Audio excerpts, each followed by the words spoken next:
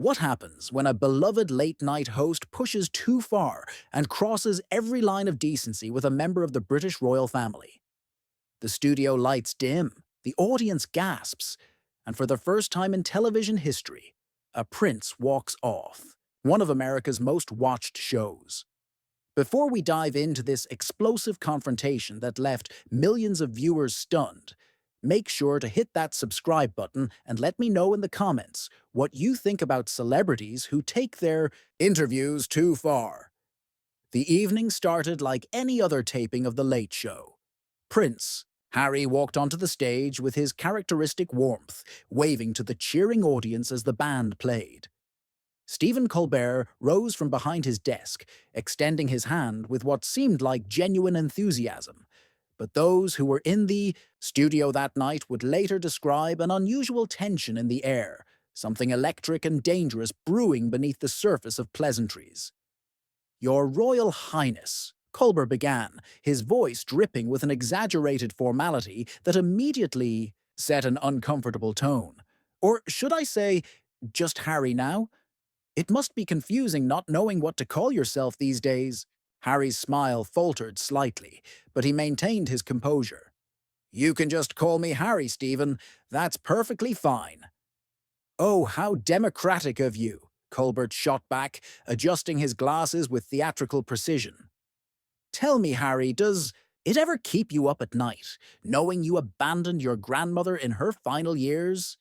The woman who devoted her entire life to duty while you were off playing Hollywood prince." The audience shifted uncomfortably. This wasn't the usual playful banter they expected. Harry's jaw tightened visibly. "Stephen, I think you're mischaracterizing the situation. My grandmother and I maintained a loving relationship until the very end. My decision to step back from royal duties was about protecting my family." "Protecting them from what exactly?" Colbert leaned forward, his eyes glinting with something cruel. "From the terrible burden of privilege? From the horror of living in palaces? Help me understand, because from where I'm sitting, it looks like you traded duty for Netflix deals." "That's not fair, and you know it," Harry responded, his voice steady but firm. "Mental health, safety, the well-being of my children, these aren't trivial concerns." "Mental health," Colbert repeated mockingly, making air quotes with his fingers. "That's become quite the convenient excuse, hasn't it? Whenever things get tough, just claim mental health issues, and suddenly you're beyond criticism. Your brother seems to manage just fine. Your father waited decades to become king while maintaining his duties. But you couldn't handle a few mean headlines." The color rose in Harry's cheeks. "Stephen, I came here expecting a conversation, not a character assassination. My mother died being chased by paparazzi. My wife was subjected to racial abuse. These aren't just mean headlines." "Your mother," Colbert interrupted, his voice taking on a sharp edge, "would be ashamed of what you've become." Diana understood duty. She understood that being royal meant sacrifice. What would she think of her son selling family secrets for millions? The studio fell silent. Even the band members looked uncomfortable. Harry gripped the armrest of his chair, his knuckles white. "Don't you dare speak about my mother. You didn't know her. You have no right." "I have every right," Colbert countered, seemingly emboldened by Harry's reaction. "She's a public figure, just like you chose to remain when you decided to monetize your royal connections. Tell me, Harry, how much did you get for throwing your family under the bus? Was it worth it? Do you think about William when you're cashing those checks?" "This is exactly why we left," Harry said, his voice rising. "This toxic obsession with tearing people down, with creating drama where there is none. You're sitting here proving every point I've ever made about media toxicity." "Oh, please," Colbert scoffed, rolling his eyes dramatically. "You left because Meghan couldn't handle not being the center of attention, because she realized she'd never be Catherine, never be queen, so she convinced you to burn it all down. And you, the spare, The eternal second place. You were so desperate to matter that you went along with it. Harry stood abruptly, the sudden movement causing the audience to gasp. That's enough. I won't sit here and listen to you disrespect my wife. Sit down, Harry, Colbert commanded, his tone condescending. We're not done here. The audience deserves answers. They deserve to know why you think you're so special that the rules don't apply to you. Why you can profit from your birthright while claiming to reject it. The only thing the audience deserves, Harry said, his voice shaking with controlled anger, is better than this. Better than watching you parade your ignorance and cruelty as entertainment. Cruelty? Colbert laughed, a harsh sound that echoed through the studio. You want to talk about cruelty? How about the cruelty of making your aging grandparents' final years a public spectacle? How about the cruelty of forcing your brother to choose between his family and his sibling? You're the cruel one here, Harry. You're the one who chose money over family. Harry remained standing, his whole body tense with barely contained emotion. The studio lights felt hotter, the silence from the audience deafening.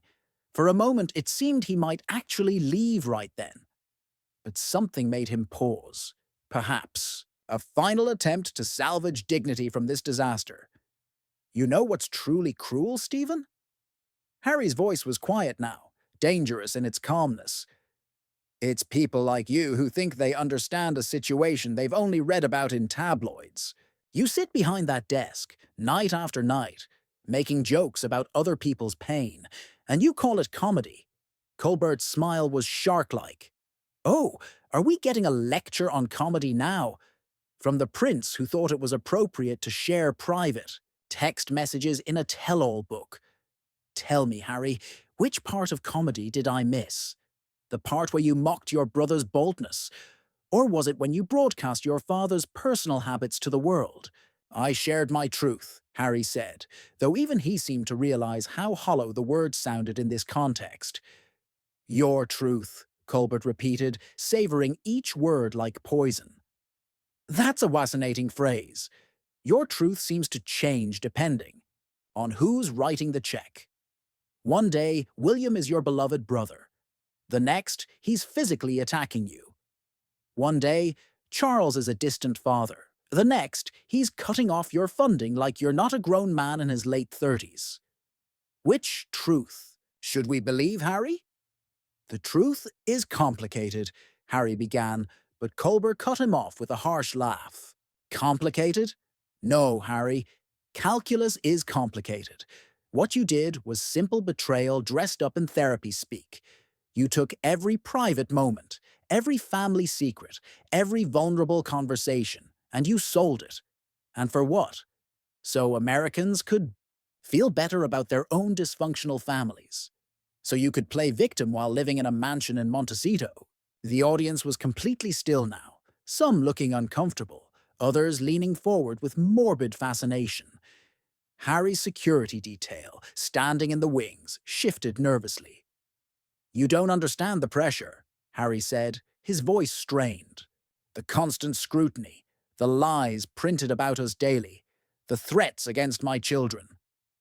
Threats you created, Colbert shot back immediately. You put a target on your family's back the moment you decided to make them characters in your public drama. Every revelation, every accusation, every bitter recrimination you've aired has made your children less safe, not more. But that doesn't fit your narrative, does it? How dare you, Harry breathed, stepping closer to Colbert's desk. How dare you suggest I would endanger my children? How dare I? Colbert stood as well, the two men now facing each other across the desk like adversaries in a duel. How dare you come on my show and expect softball questions when you've made millions airing your family's dirty laundry? You wanted to be a celebrity, Harry. Well, congratulations.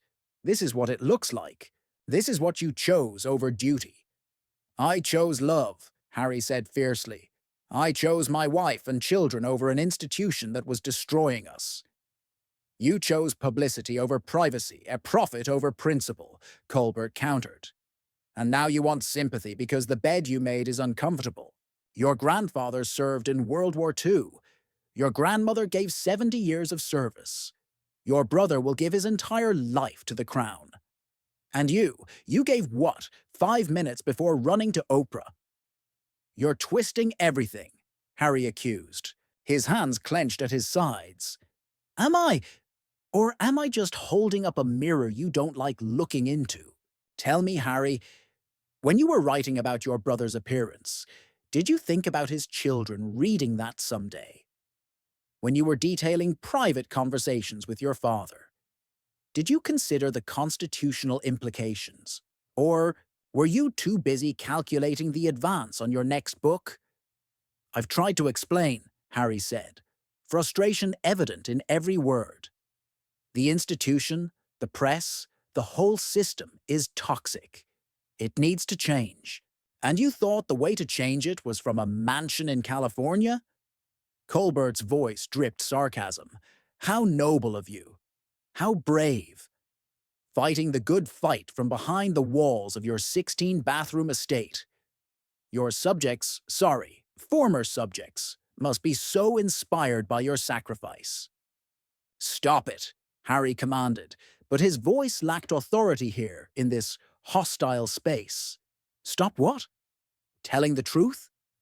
I thought you were all about truth, Harry. Or is it only your version that counts? Because from where I sit, the truth is that you're a spoiled prince who couldn't handle being second best, married a woman who couldn't handle not being the star, and together you've turned family dysfunction into a cottage industry. Meghan has nothing to do with this, Harry insisted, though the protest sounded weak. Meghan has everything to do with this, Colbert pounced. Before her, you were the fun prince, the war hero, the charitable royal everyone loved. After her, you're the bitter exile selling family secrets and playing professional victim. But sure, it's just a coincidence. You're being deliberately cruel, Harry accused. I'm being honest, Colbert replied. Something you claim to value. Or is honesty only valuable when it's profitable? Tell me, what's the going rate for betraying? Your brother these days? Did you get more for the book or the Netflix series? Harry's face was flushed now, his composure cracking. William and our relationship is none of your business. You made it our business, Colbert exclaimed, gesturing to the audience. You made it everyone's business when you published every grievance, every slight, every private moment between you. You don't get to profit from the disclosure and then claim privacy. That's not how this works. I was telling my story, Harry insisted, though he sounded less convinced with each repetition. You were settling scores, Colbert corrected. And making bank while doing it. What's next, Harry? A podcast about how this interview traumatized you. A documentary about the dangers of late-night television? How many more ways can you monetize your self-pity? The tension in the studio was unbearable. Several audience members looked like they wanted to leave, but didn't dare move. The band leader had put down his instrument, watching the unfolding disaster with obvious concern. You know nothing about my life, Harry said, his voice trembling with rage. Nothing about what we've endured, what we've survived. You sit there in judgment, but you've never had your every move scrutinized, your children threatened, your wife's race used against her. Your wife's race, Colbert seized on the words immediately. There it is, the trump card. When all else fails, play the race card. Tell me, Harry, was the royal family racist before Meghan arrived? Because you seemed pretty comfortable with them for 30-plus years. Or did they suddenly become racist the moment things didn't go her way? That's not what I'm saying, Harry protested, but Colbert was already continuing. What exactly are you saying then? Because from the outside, it looks like you discovered racism was a problem in your family only after it became profitable to do so. Where was this racial awareness when you were dressing as a Nazi for Halloween? Where was it when you were using, racial slurs in the military. Oh, wait, that doesn't fit the narrative of Harry the progressive hero, does it? Harry's face went white, then red. I've apologized for those mistakes. I've grown. I've learned. How convenient that your growth coincided with a multi-million-dollar media deal, Colbert said acidly. Tell me, do you think the veterans you served with appreciate being used as props in your redemption story? Do you think the charities you abandoned care about your personal growth? I haven't abandoned anyone, Harry said through gritted teeth. Haven't you? When's the last time you were in Britain doing actual charity work instead of promoting yourself? When's the last time you supported your brother at an event instead of undermining him in the press? You talk about service, but all I see is self-service. You're deliberately misrepresenting everything, Harry accused, his control slipping further. Am I? Or are you just so used to friendly interviewers and softball questions that you can't handle actual scrutiny? This is what real journalism looks like, Harry. This is what happens when someone doesn't genuflect to your title or your tragedy. This isn't journalism, Harry spat.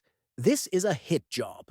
This is exactly the kind of toxic media behavior that destroyed my mother. Don't hide behind Diana, Colbert warned, his voice sharp. She faced harder questions than these with more grace than you've shown in the last 10 minutes. She understood that public life meant public accountability. You want the privileges of being royal when it suits you and the freedom of being private when it doesn't. Life doesn't work that way. I never asked for any of this, Harry said, and immediately seemed to regret it. There it is, Colbert exclaimed triumphantly. The ultimate privileged wine. You never asked to be born into unimaginable wealth and privilege. You never asked to have opportunities others would kill for. You never asked to represent millions of people who looked up to your family. Cry me a river, Harry. You know who else never asked for their circumstances? The taxpayers who funded your lifestyle for 30 years. But I don't see you writing checks to pay them back. This is ridiculous, Harry said, taking a step back from the desk. I came here to have a conversation about my work with veterans, about Invictus Games, about things that actually matter. What matters, Colbert said, standing and leaning forward over his desk, is accountability. What matters is that you can't keep playing both sides. You can't trash the institution that made you and then expect to be treated like royalty. You can't sell out your family and then cry victim when people call you out on it. I'm not playing victim, Harry protested, but his voice sounded hollow even to himself. Aren't you? Every interview, every appearance, it's the same song. Poor Harry, trapped by the mean royals. Poor Harry, attacked by the racist press. Poor Harry, forced to survive on millions in inheritance and media deals. When do you take responsibility for your choices? I take full responsibility, Harry began, but Colbert laughed harshly. Do you? Because all I hear are excuses. The institution made you do it. The press made you do it. Your mental health made you do it. When do you simply say, I chose money over family, fame over duty, California over country, and I'm living with those choices? Harry was shaking now, his hands trembling with suppressed emotion. You have no idea what you're talking about. No idea what it's like to lose your mother at 12, to walk behind her coffin while the world watches, to grow up in a fishbowl. You're right, Colbert said, his tone suddenly quiet, but no less cutting. I don't know what that's like, but neither do the millions of people who've lost parents without inheriting millions, without palaces to cry in, without the option to run away to Hollywood when things get tough. Your pain doesn't make you special, Harry. It makes you human. The difference is, most humans don't monetize their trauma at their family's expense. Stop, Harry said, and there was something final in his voice. Just stop. Why should I stop? Colbert pressed. Because you're uncomfortable? Because this isn't the puff piece you expected? You've made your family's private pain public entertainment. You've turned your birthright into a commodity. You've chosen celebrity over service. And now you want me to stop asking hard questions because they make you squirm. Harry looked around the studio, at the frozen audience, at the cameras still, rolling, at Colbert's smug face. For a moment, time seemed to stop. Then, with a dignity he'd struggled to maintain throughout the interview, he straightened his jacket. "I'm done," he said simply. "This isn't an interview, it's an ambush, and I won't be part of it anymore." "Running away again?" Colbert called as Harry turned to leave.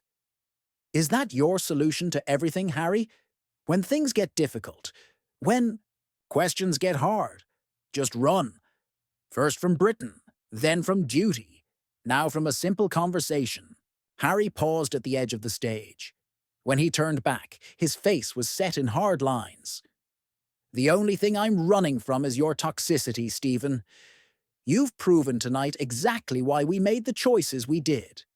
You've shown everyone watching what happens when cruelty masquerades as journalism, when bullying pretends to be accountability." "Don't try to turn this around," Colbert warned. "You're the one who can't handle truth." "Your truth," Harry said quietly, "is nothing but malice dressed up as entertainment. And I feel sorry for you, Stephen. I feel sorry that this is what you've become, that this is what you think passes for journalism. Most of all, I feel sorry for your audience, who came expecting comedy and got this." With that, Prince Harry walked off the stage, his footsteps echoing in the stunned silence of the studio. The cameras continued to roll, catching Colbert's momentary uncertainty before he plastered on his trademark smirk and turned to the audience. "Well, folks," he said, his voice lacking its usual confidence, "I guess some people really can't handle the heat. We'll be right back after these messages." But the damage was done. The interview that was supposed to be a ratings coup had turned into something ugly, something that would be debated and dissected for years to come. In trying to destroy Prince Harry, Stephen Colbert had revealed something dark about himself, about the price of cynicism and the cost of cruelty masquerading as truth. As the studio lights dimmed for commercial, one question hung in the air like smoke. Had anyone really won this battle? Or had everyone lost something essential in the exchange? And that's where we'll leave this explosive confrontation. The moment when late-night television went too far, when entertainment became cruelty, and when a prince finally said enough. What do you think? Did Harry do the right thing by walking away? Or should he have stayed and fought back? Let me know in the comments below, and don't forget to subscribe for more incredible stories like this one. The question I'll leave you with is this: where's the line between tough journalism and outright bullying, and did Colbert cross it?